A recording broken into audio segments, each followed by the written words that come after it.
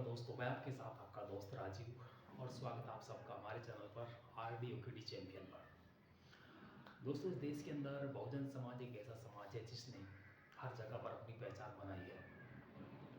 एक गरीब और छोटी जाति से होते हुए लोगों ने अपनी पहचान एक ऊंचे स्तर तक बनाई।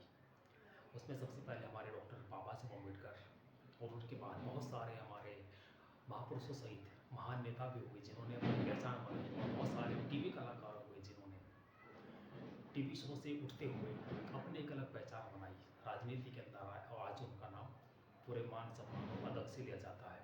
उसमें चंद्रशेखर हों, मंजीत सिंह नौटियाल हों, बहन कुमारी मायावती जी हों, माननीय कांशीराम साहब हों, छत्रपति साहू जी महाराज, शिवाजी महाराज, या फिर कहते तो सम्राट अशोक महाराज या गौतम बुद्ध कहते हैं।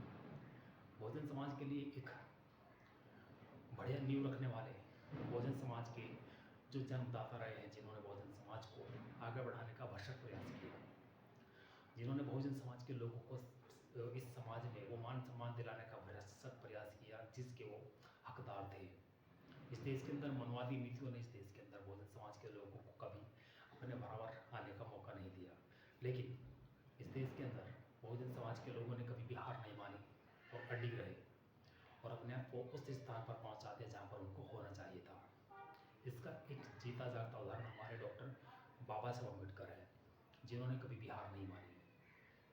हमारे बाबा साहब अम्बेडकर को लोगों ने कितना टॉर्चर किया आप सब जानते हैं।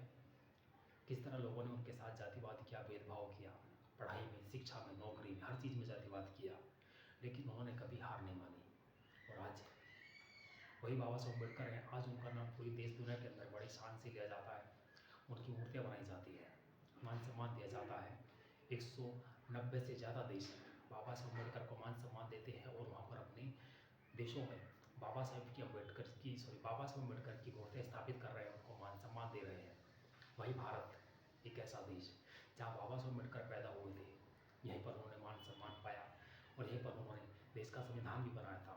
लेकिन यहीं जो लोग उनसे चिढ़ते थे, जलते थे या फिर उनकी तरक्की से वो लोग डरते थे, वो लोग उनकी मूर्ति आज भी तोड़ते हैं, उनका अपमान करते हैं।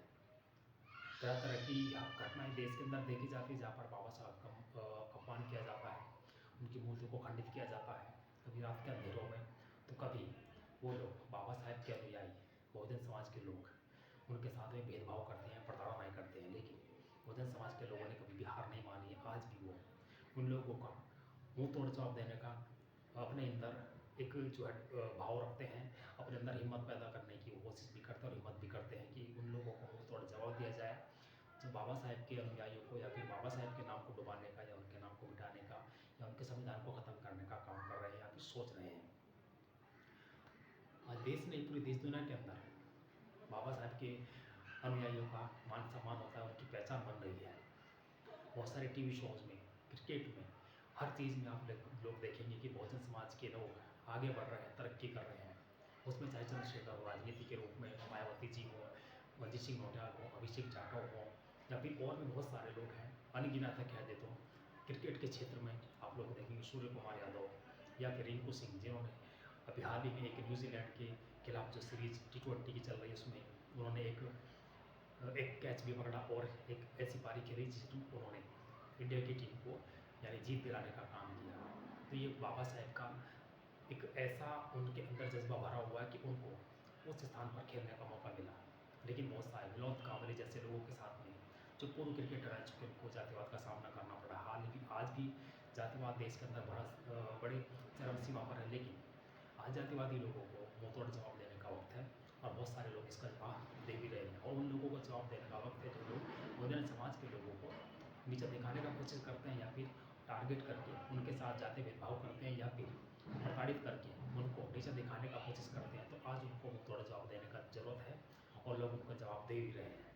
ठीक है साथियों, हम आप लोगों से यही गुजारिश करते हैं कि आप लोग बाबा साहब के अनुयायी हो तो उनके विचारों पर चलिए, उनके विचार को जन जन तक पहुँचाइए और बाबा साहब के नाम को उन बुलंदियों तक पहुँचा दीजिए और अपने नाम को भी, अपने समाज के सभी महापुरुषों के नाम को उन बुलंदियों तक पहुँचा दिए जहाँ पर बाबा साहब आप लोगों को देखना चाहते थे और खुद के नाम को भी देखना चाहते थे।